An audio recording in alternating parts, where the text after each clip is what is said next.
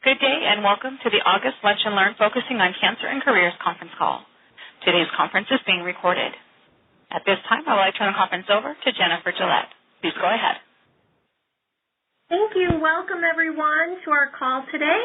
Again, my name is Jennifer Gillette, and I'm the staff social worker at the National Bone Marrow Transplant Link, and I'd like to welcome you to Lunch and Learn with the Link. This month's speaker will provide an overview of making the decision to work after diagnosis, disclosure issues, developing a plan for going back to work, and ways to cope with identity issues.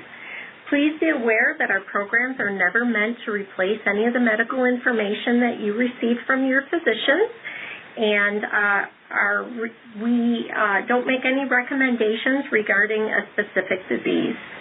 Today's Lunch and Learn, just so you're aware, will be recorded, so please refrain from using your last name in order to protect your privacy, as this recording will be shared to help others who could not listen in on the call today.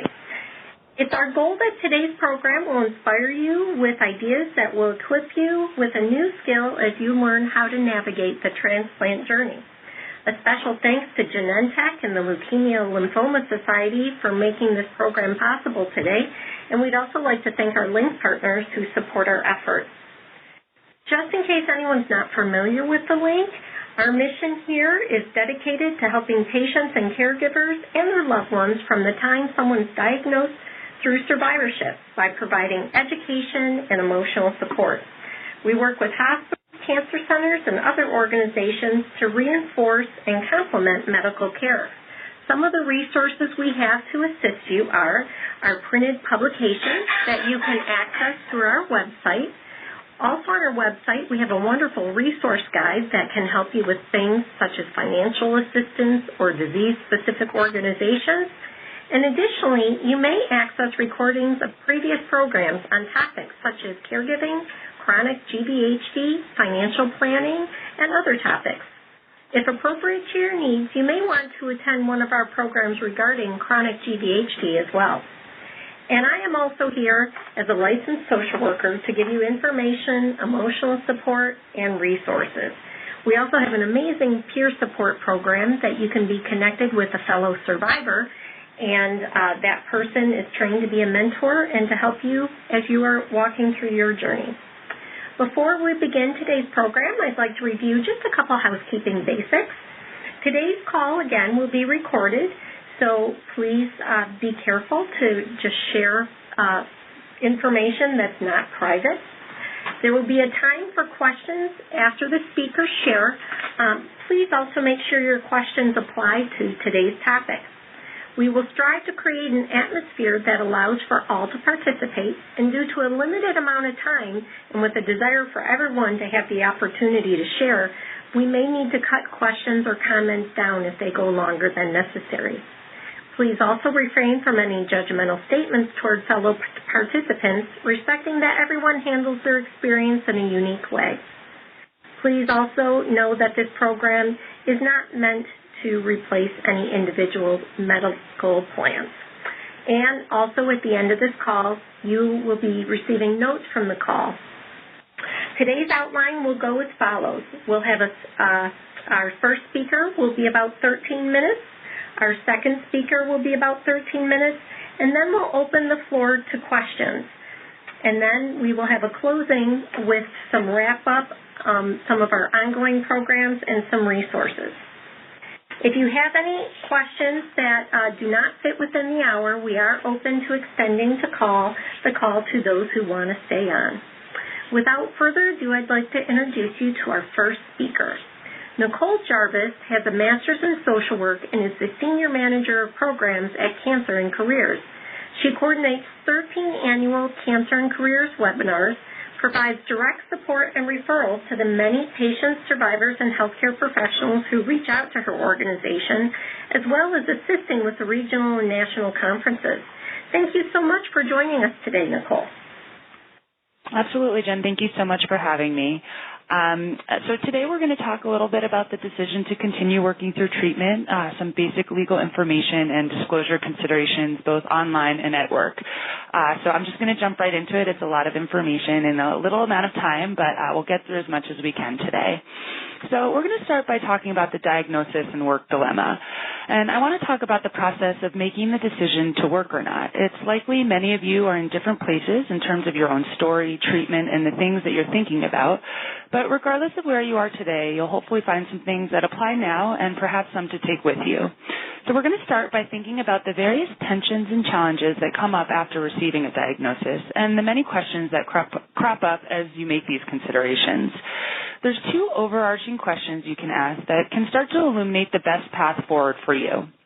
First, how important is work to you personally? And second, what information do you actually need to make good decisions about work? So inevitably, this will lead to a whole host of additional questions, and the question then becomes, how do you find a path that's workable for you? Some additional questions to consider include, how will work affect your treatment and schedule, and vice versa? Talking with your healthcare team about that is going to be very important, and you'll want to think about things like when your side effects are likely to kick in. Think about your treatment, how your treatment could be arranged to have the least impact on your work schedule. So often we hear a doctor say, why don't you come in on Tuesday, and we'll just go with it. And while sometimes there's a specific need they need to see you on Tuesday, sometimes it's simply the next available appointment, and there's another opening on Thursday that might work better with your schedule. But you won't know if you don't ask, so I encourage you to be proactive about this. It's also really important to talk to your healthcare team about the other parts of your work week, like your commute. You'll want to find out whether it will continue to be realistic for you to sit for 90 minutes each way in rush hour traffic, or if you spend a lot of time on public transportation, will your immune system be able to handle cold season on the bus or the train? And of course, no person is only their diagnosis and their job, so what other things will you want to save some of your energy for? Hobbies, classes? And finances and insurance are usually tied to our jobs and often the driving factors in making these decisions about working. But they're not the driving factors for everyone, or maybe there's some importance, but it's not the number one thing. Many people want to continue working because first and foremost, it's part of their identity, and it's who they are. So for a lot of people, finding out that they won't be able to work or their ability to work will be compromised can lead to a secondary crisis, an identity one. You might want to talk to your healthcare team about this to help them understand where you're coming from, but also so that you can think about how you'll take care of yourself emotionally if it looks like things may start to change. Now, I mentioned you're going to want to gather some information to help you make decisions. There's 3 buckets into which this information can be sorted. The first is medical and treatment information, which we just talked about, but I want to make another point, which is that it's very important to share specific information with your healthcare team about what it is that you do for work. Try to be more detailed about your responsibilities and routines so they get a better sense of what your day looks like and how it might be impacted.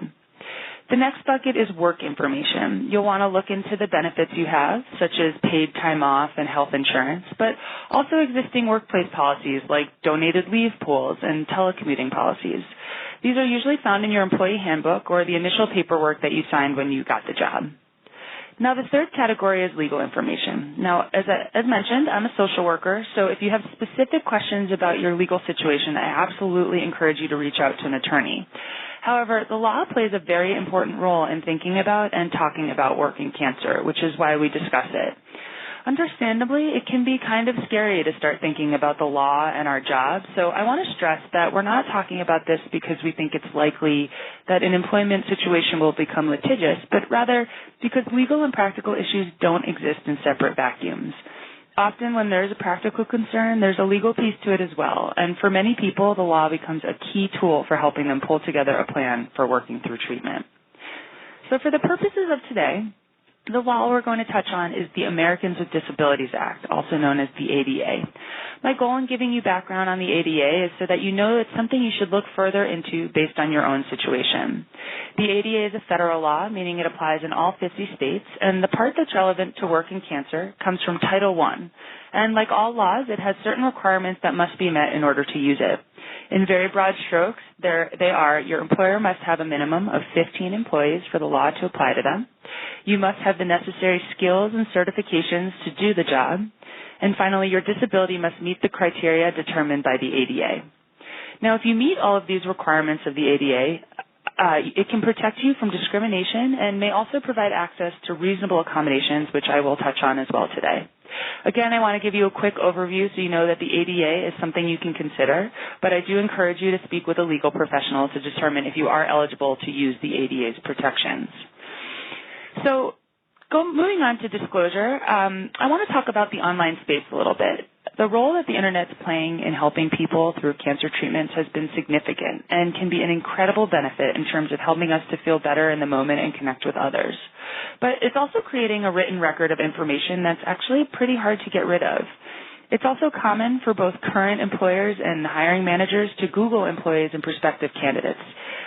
Currently, 70% of employers use social media to screen candidates. And this isn't necessarily to find something negative, but rather to find out more about people they work with or confirm something that they already like about a job candidate. But it's still possible that they'll come across information that you would rather they not know.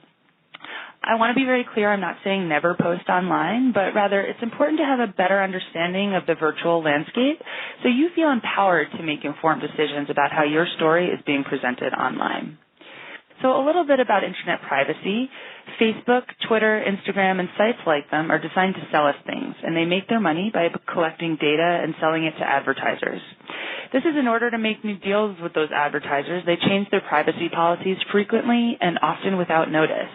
While this is one of the reasons none of us has to pay for Facebook or Instagram, it does make trying to keep up with those changes pretty impractical and time-consuming. So you want to be thinking about the fact that even in those online spaces where there are privacy settings, it's not a perfectly secure and structured system. Now, there are some sites that have a higher level of security. Some of you are already familiar with My Lifeline and CaringBridge, but for those of you who aren't, they're both social networking sites specifically designed to be a safe space. They're a more controlled environment with a higher level of privacy than mainstream social media networks. Their privacy policies are easier to follow and rarely change, albeit cosmetically, but profiles on their site are not automatically protected 100%. So if you're going to use these sites, it is worth taking the time to read through the privacy policies and figure out which protections are going to work best for you. Overall, it's a good practice to make sure you've done your homework regarding privacy on any site you plan to use. Now, we also recommend developing a personal disclosure plan. Make clear decisions about what, if any, information about your cancer journey you're going to share online and off. Where are you going to share it in terms of specific websites or blogs? It's a good idea to spend some time considering the potential long-term impact of online disclosure. So it's important to think beyond right now because none of us can predict the future. You may find yourself unexpectedly looking for a job 5 years from now, or your current supportive supervisor may move on and be replaced by someone who starts Googling her new staff. And ultimately, there's no way to know how that person is going to respond to the information they find. And finally, once you've made those decisions around disclosure, communicate them with the people in your network. Now, discussing professional online brands, one way to take control of what shows up about you in a Google search that a potential hiring manager might do is to take a strategic approach to what you post online. People don't know what you don't share with them, and in a work context, social media is a forum where you can both tell and show people who you are as a professional. Social media sites like LinkedIn and Twitter rank very high in Google searches, so becoming active on these sites is a great way to elevate your professional brand. So now we're going to transition back from the online space into the actual work environment to talk about working through treatment. I provided a bit of data to set the scene on the outline provided to you. This comes from the Cancer and Careers Survey with Harris Poll in 2017. In the top 5 reasons survivors continue working after a diagnosis, financial reasons and health insurance were highly important, which is probably not surprising. But what's significant is that 51% of survivors wanted to keep working because simply they felt well enough. And work also played a large role in helping things to feel normal, whatever normal was for them, and to feel productive and busy. Also, 65% of employed survivors reported that working during treatment helped them to cope during their cancer journey, illustrating the point that work provides a sense of meaning and purpose, and the act of working itself is beneficial for many people while they're going through treatment. So, discussing disclosure at work. When it comes to disclosing at work, it's an incredibly personal decision and one requiring a lot of thought. Also, it's typically not an all-or-nothing scenario. But just so we're on the same page, you are not required to provide information about your health or your health history to your employer, current or prospective, nor can they ask. With that said, there may be situations where you might have to share some information in order to access your rights under the law. This doesn't mean sharing every last detail about your diagnosis. It just means you might have to provide some support for why you're eligible to ask for whatever it is that you are asking for. When I get questions regarding whether or not to disclose, I like to say you can always say more later, but you can never say less.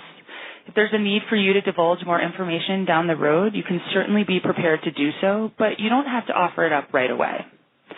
Now, there are two major considerations when deciding to disclose at work. First, how will treatment interfere with your ability to perform your duties? And second, what legal benefits are there to sharing this information? It's also important to note people may want to disclose for a variety of reasons. For instance, personal communication style. Some people are sharers, while others feel very uncomfortable sharing personal information and are more private. It's about knowing who you are and that however you feel about sharing your information is valid and should be taken into account. The individual culture of the workplace may also play a role. Thinking about the various ways people communicate with each other at work may help you decide if, how, and how much you want to share. It can also be smart to consider past performance reviews. For example, if you've been at a company for 5 years and always gotten gold star performance reviews, and your medical team has told you fatigue is a side effect, you might want to share that information with your employer so there aren't any gaps in understanding if suddenly you're not meeting those same marks. Because without context, it may simply look like a decline in performance. And if that goes into a performance review, that can have a long-lasting impact. We also get asked a lot of who should I tell? That's going to vary depending on you and your specific circumstances. So we recommend starting with the person who's going to be easiest to talk to, and for many, that's a direct supervisor. For others, their supervisor is out of the question, so they might want to go to HR instead, as they're the ones who understand that employee handbook we talked about and may even have experiences with others who have been in similar circumstances. But perhaps the most important thing to disclose in any of these conversations is the idea that treatment's fluid. The things you're sharing are what you know today, but they may not apply next week or 6 months from now, so it's likely going to be an ongoing conversation. You're also going to want to spend some time thinking about the reality of your physical self in the workplace, how you personally are going to manage the potential side effects of your treatment on the job. There's clearly a wide array of possible side effects, so this is an area where you're going to want to talk to your healthcare team so you can understand which side effects you're likely to have and how those can be managed so that you can feel comfortable and be productive.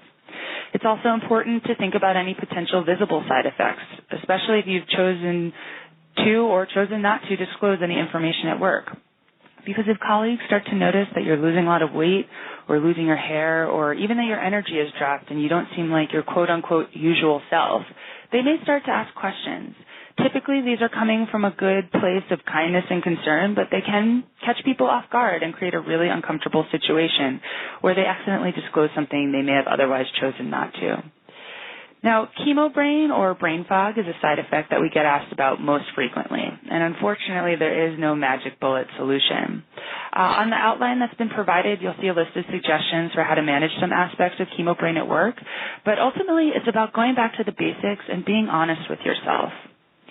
So moving on to communication strategies, your disclosure decisions will drive some of your strategy around how you communicate at work.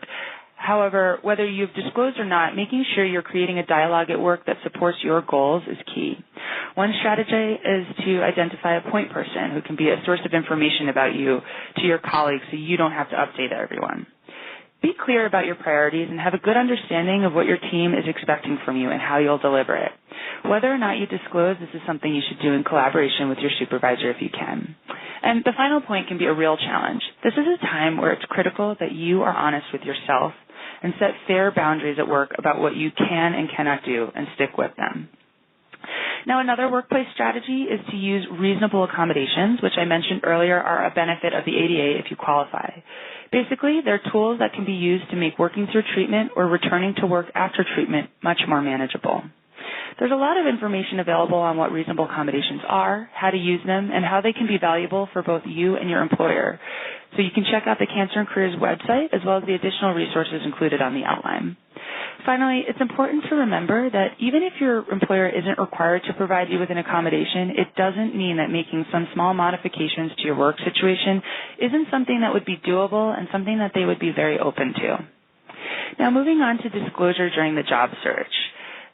The job search is all about timing. There are various steps involved. The process builds upon itself, and it can be heavily focused on a great first impression.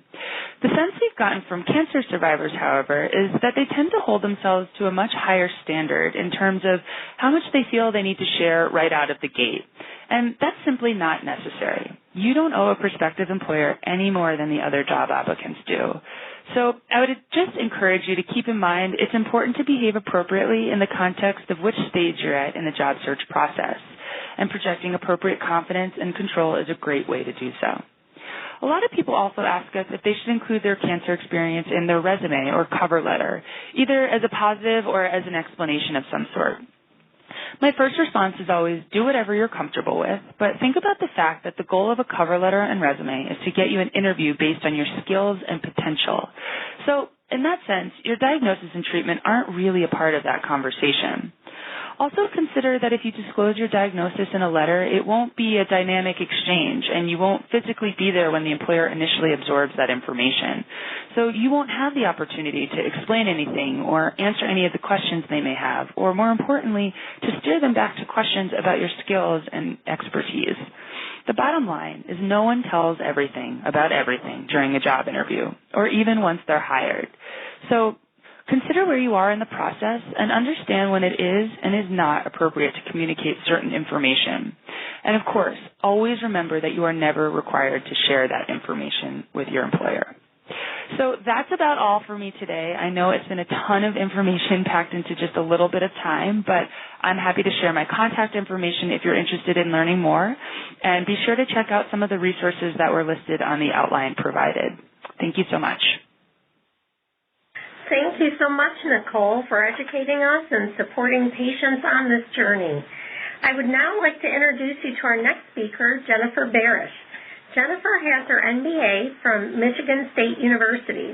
She is a human capital professional with over 15 years of diverse experience within the human resource field, including a strong working knowledge in the areas of coaching and development. Jennifer is also a survivor of AML and has had a transplant in 2011. Thank you, Jennifer, for joining us today. Thanks, Jennifer. And you can hear me okay on that end, Jen? I sure can. Great, thank you. Well, hello, everyone. Thanks for having me today, and thanks for the introduction, Jennifer. Today I will be taking, the shoes I am currently wearing are that of a cancer survivor versus my human resources background. I think Nicole did a great job on the HR front, and I'll leverage some of the information that she shared. But I do think that my background has helped me navigate this new normal successfully most of the time, sometimes not so successfully, and that's where the learnings come in.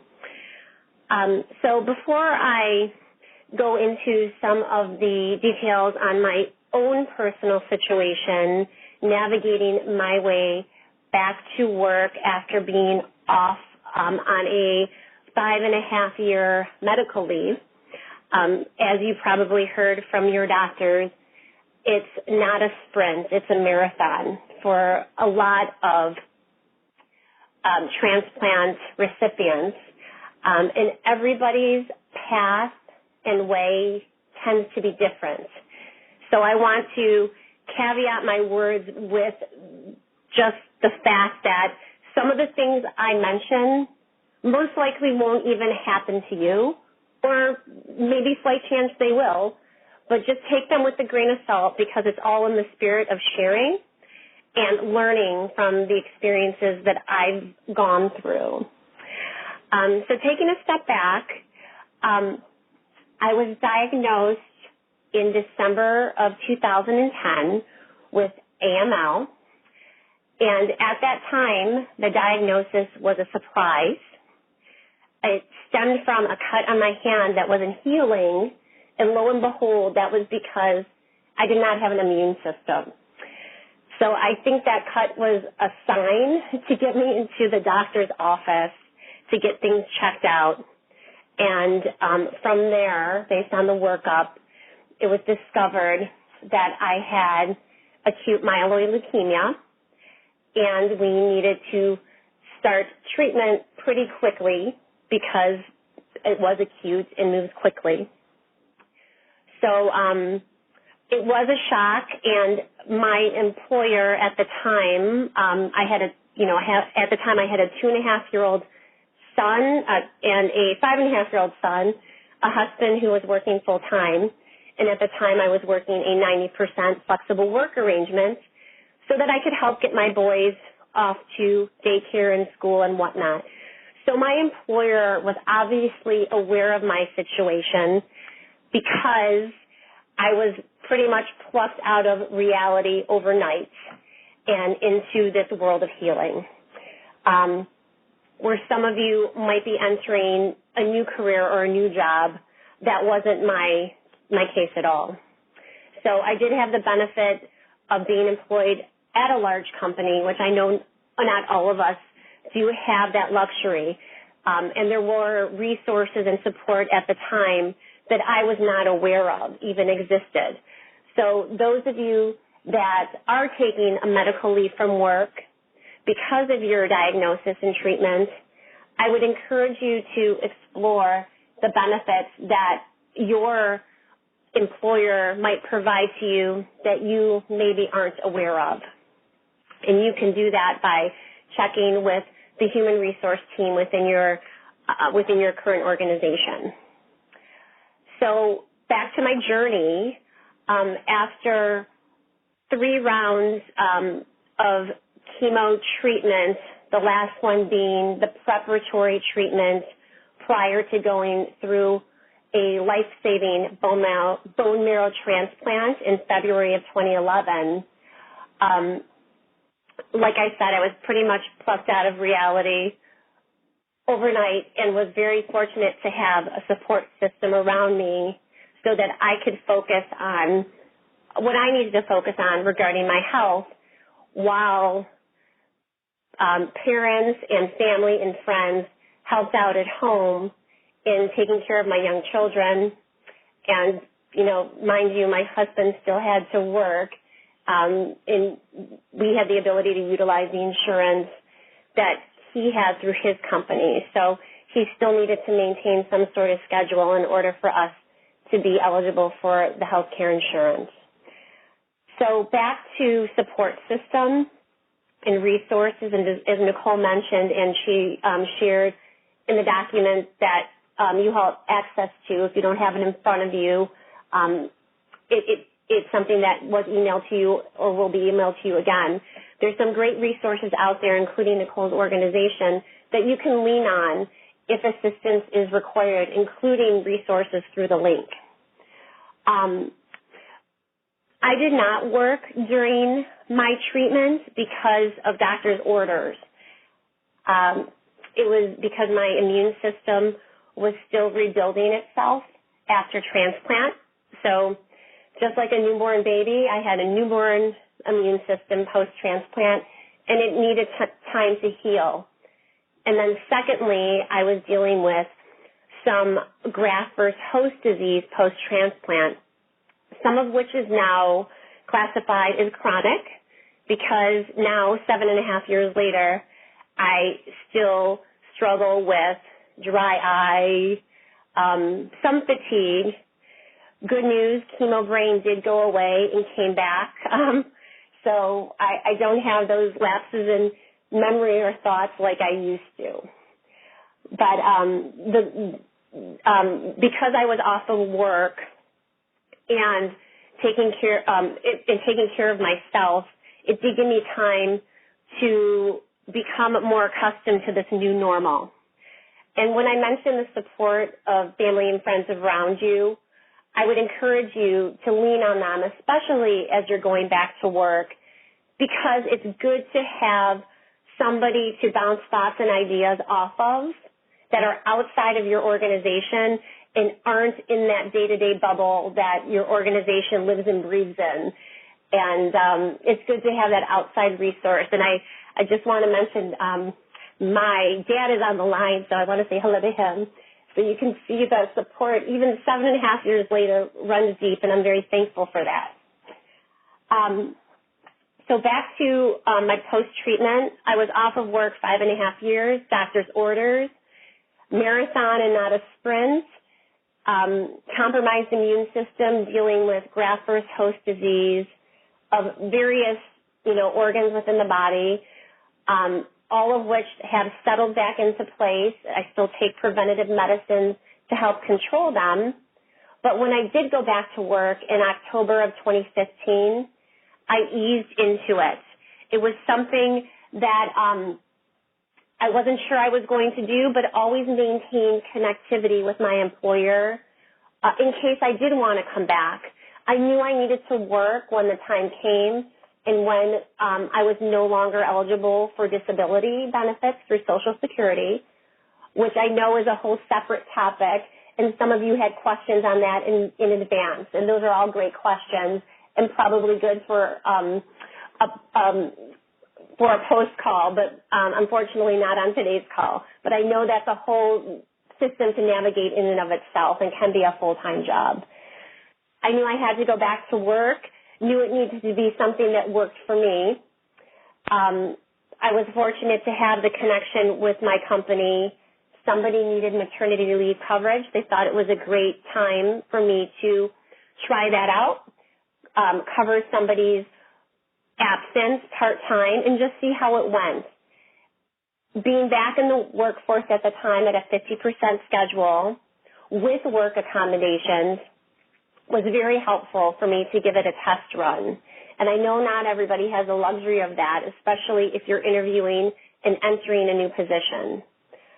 But I did have the opportunity to do that and loved being back in an organization and just maintaining some sort of connectivity to the outside world. And I don't want to say I lived in a bubble for 5.5 years.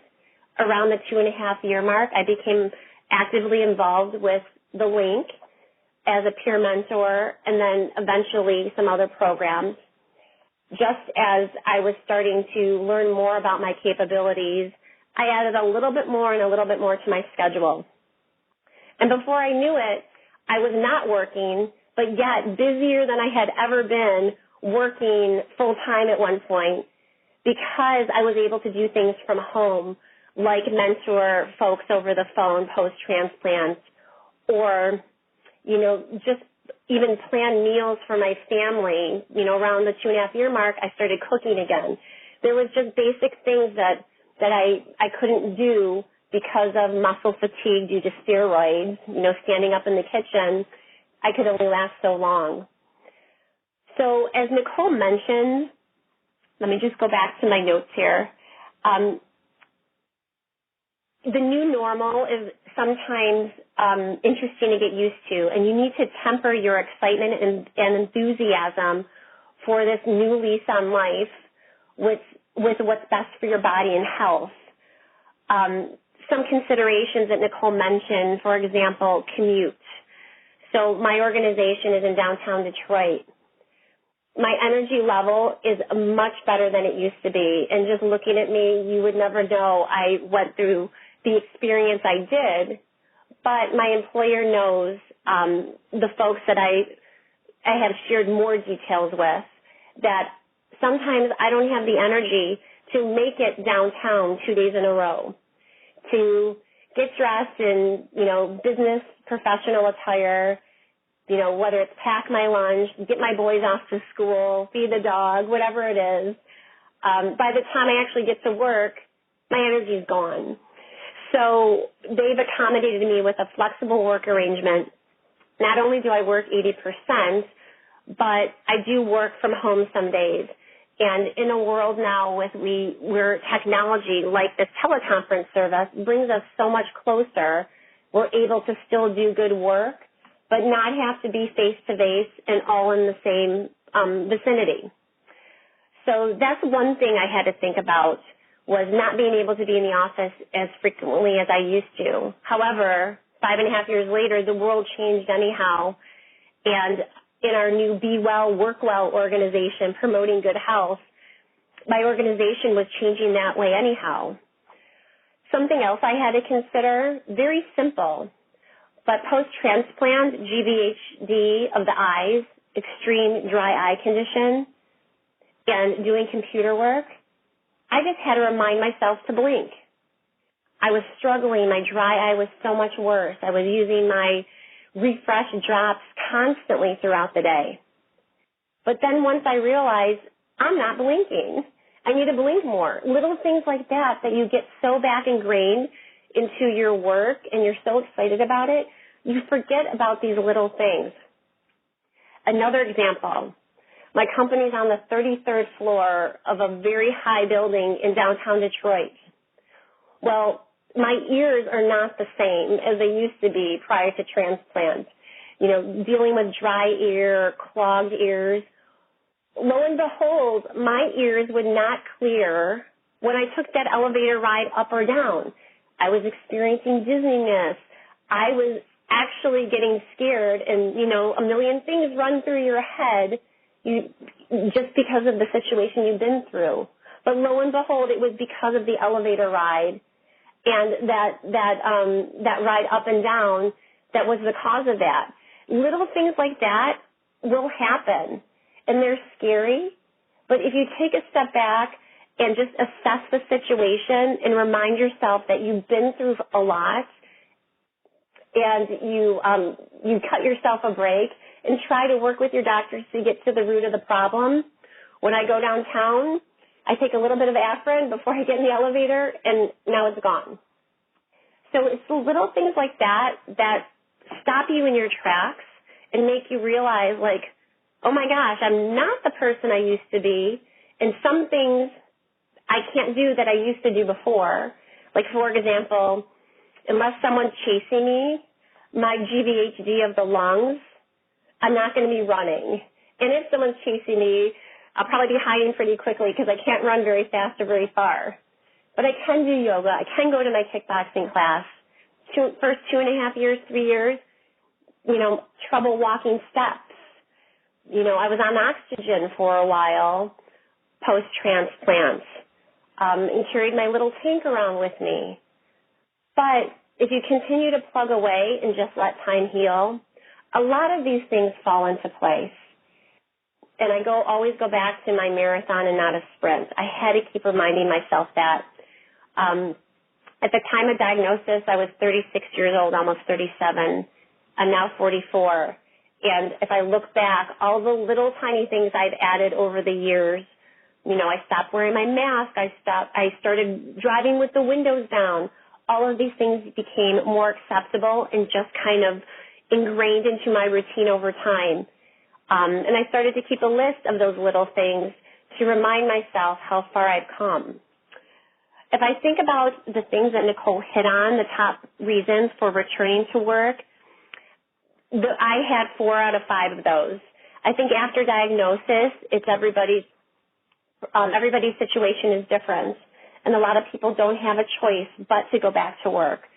As long as you keep taking a step back and reflecting on what your body needs at that time and reminding yourself that you need to take care of what your body is telling you. I have to remind myself after this call, I've been sitting in a chair for an hour. Now, mind you, under my feet, I have my little, roller, and right now I'm working from my home office, but it at least keeps my legs moving. But I'm going to need to remind myself to get up, to stretch, to move around.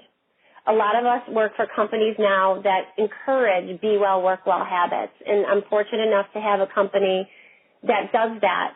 They offer Friday weekly meditation, 15 minutes over lunch. You eat your lunch and you meditate with the firm nationally. But even if those programs weren't offered, I still think they're good habits to incorporate into your daily work routine. Let's see. So communication strategy. Nicole spent quite a bit of time on this. And I think my strategy was in line with Nicole's words. I did communicate a little bit less on the front end, although my employer was highly aware of my situation because they were along with me for the entire ride. In terms of how I was coming back and what my limitations were, I did not share more broadly that, I couldn't lift more than 5 pounds, that I needed to get up and walk around every 5 minutes for 1 hour I worked, that I needed to take a break from the computer in order to rest my eyes and let them kind of regroup and give them a little bit of a break from the computer because of the dry eye. So there's things that I knew that I needed to do that I shared with my direct support supervisor, but quite frankly, did not really need to share with anyone else. And I found that a lot of the pressure that I was feeling on achieving a good work product and being a good employee, but also taking care of myself, these are things I probably should have been doing all along, even before transplant came along. None of us want to go through these situations that we're going through, whether it's chemotherapy or you need chemo and radiation or chemo, radiation, and transplant. So the best advice that I would have is it is what it is, but just learn from the path that you've been down in order to give yourself a quality of life that is still a good quality of life, but yet it's going to be different than from what you know. And, working straight 8 hours a day without a break, eating lunch at my desk, that was not good before transplant. And it was transplant that kicked me into high gear to say, Jen, step back, slow down, and take care of yourself. My support system, when they see me getting a little too busy, they get a text from me at 11:30 at night. My husband, my parents, my kids, they'll say, Mom, last night was a late night. Tonight you better go to bed early, because you forget. But it will add up over time, and you don't want to bang up that new immune system that you've been given. So before I conclude my comments here, I just want to reiterate the word new normal. And it just so happens that the link also has a video that you can see on their website. It's called The New Normal. It's a little bit older, but it did win a Grammy, or an Emmy, I should say. Sorry, it did win an Emmy. It's a great video, but it encompasses everything that I've gone through, and I would imagine other transplant recipients or those just going through treatment are going through as well. You need to take stock of what this new normal is and really learn from the signals of your body on what it needs, and remind yourself that it's not exactly the same as it used to be, but yet, given what you've been through, you can make it even better than it was before. So with that, Jennifer, I'm going to turn it back over to you, and I want to thank everyone for your attention. Oh, thank you, Jennifer. I'm sorry about that. Thank you so much. We so appreciate you on the call today. We are now open and interested in the questions you may have on the topic of cancer and careers for our speakers.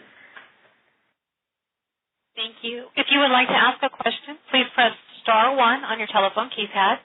If you're using a speakerphone, please make sure your mute function is turned off to allow your signal to reach the equipment. A voice prompt on your phone line will indicate when your line is open. Again, if you would like to ask a question, please press star 1. We'll pause just a moment. And at this time, we have no questions in the queue. Okay, well, I'm just going to ask a couple that were submitted previously. So the first one is from John in Tampa. How do you approach a new career position with a different company than the one you are during diagnosis, treatment, or remission? Do either of our speakers have thoughts on that? This is Nicole. I can jump in on that. I think it really just depends on exactly what the concerns are. To me, this question, the concern is, leaving a company that may have been supportive to you as you were going through your diagnosis and treatment. At the end of the day, when you're looking for a new job, it can be a little bit challenging to put aside some of the personal feelings about an employer, if they're positive feelings, and feeling like you might be being disloyal in some way. But at the end of the day, you have to look out for what you're interested in and how to propel your career forward. So I think, in terms of looking for a new position after going through treatment and going into remission at a position, you can just say you're looking for new opportunities and, you've realized some new passions of yours, or it really just depends on the specific situation, why you're leaving, what you're looking for. And I think, at the end of the day, you were a good employee to them as well, and that's why they were supportive, so you need to keep that in mind. Hopefully that's addressing what the actual question was. I think that's great. Thank you, Nicole. Another question here is, what is considered discrimination from the current employer upon returning to the job after treatment? Is there any examples that can be given as to what discrimination might look like at that point? Again, I'm a social worker, so I'm not an attorney, so I can't pinpoint exactly what would be considered discrimination for sure. But, I think it's important to trust your gut. If something's making you feel uncomfortable and you've taken certain steps to address it in certain ways and it still seems to be that you are being overlooked for things or you're getting poor feedback even though you know that you're doing what you're supposed to be doing, those are things that you might want to look a little bit further into. And again, I really encourage people to speak with attorneys when they have the opportunity. There are organizations that do provide free consultation, so you can just ask, this is happening at work. Is this something that is legal or not? It really is. It depends on each individual circumstance. Does anyone at this time have any additional questions? I know you've had a couple minutes with those who maybe consider. And remember, you can hit *1 if you have a question. And we do have someone in the queue. Great, thank you. Hello, thank you for hosting this. Our pleasure. Hello. What's your question? This is Ray, and in my case, I was laid off just before my diagnosis, so now when I'm going back to look for work, I'll have almost a 2-year gap. How do I explain that? So that is actually something that is very common. There's less focus on resume gaps than there used to be, much in thanks to the 2008 economic depression. So I think, there's less focus on those gaps because so many more people have them. When you're thinking about how you might want to address them, you can, omitting is not lying, and I think that's an important thing that a lot of cancer survivors don't trust as much. They feel worried that if they don't tell the truth, then they're going to get quote unquote caught. But it's important to think about, like what I was discussing about disclosure during the job search, thinking about what's appropriate to share and what's not. So you could leave it at, I had a family issue that I had to address, and now it's resolved. Something very basic, something very simple, not a lie. That is a family issue if you want to consider it that. So there are ways to kind of format your response that kind of steer away from asking too many more questions about it. It's something that we call the swivel. You acknowledge what the comment was and then kind of swivel your way back to talking about what you want to talk about. So by saying it's resolved now and I'm really excited about this opportunity to do X, Y, and Z. We also do offer at Cancer and Careers a free resume review service where a career coach can take a look at your resume and help you kind of cover up the gap a little bit more, reformat it in a way where it may not be as glaring. So I would encourage you to check that out if you're interested. It's a free service. She'll give you some critiques and suggestions on how to kind of address those gaps since this is something that we deal with frequently. Thank you very much. Absolutely. Thank you, Ray. And we do have another question. Please go ahead. Oh, hi. Sorry, my name is Shell. I have a question. He just answered the actual question, but that's great if you're meeting in person, but say a lot of these positions you have to actually apply online and it asks for that box that says explanation why you left your last job. And I left for health issues because I just found out I had tons of doctor's appointments and I had already I went through the FMLA in the beginning and I just realized it's best if I just simplify my life, not work now and focus on treatment. So what's the best answer for something online as to why you have this gap? Because you can't. I understand when you're in an interview, it's easy to explain, oh, yeah, a personal family health issue or whatever, and then you can gauge it by follow-up. But when it's something, an online application, what's a good canned answer that doesn't, I don't know, eliminate you from the possible candidate pool? Sure, absolutely. I mean, applying online can introduce a whole host of issues just in terms of not being able to really explain yourself in the way that you want and potentially being written off earlier than you would like. I think, it's about being creative. So I can't tell you exactly what you should say, but, you can say I took some time off to figure out where my passions were and now I've realized X, Y, and Z. Or I took some time off to take advantage of other opportunities and now I've realized that this is where I want to be. It's really about just phrasing things in a way that you can kind of sound positive about them. I would imagine that there are many reasons that you would leave a job that you wouldn't necessarily want to tell your future employer about. And so thinking about how you would explain those, let's say you had a terrible boss and you hated them and you had to leave.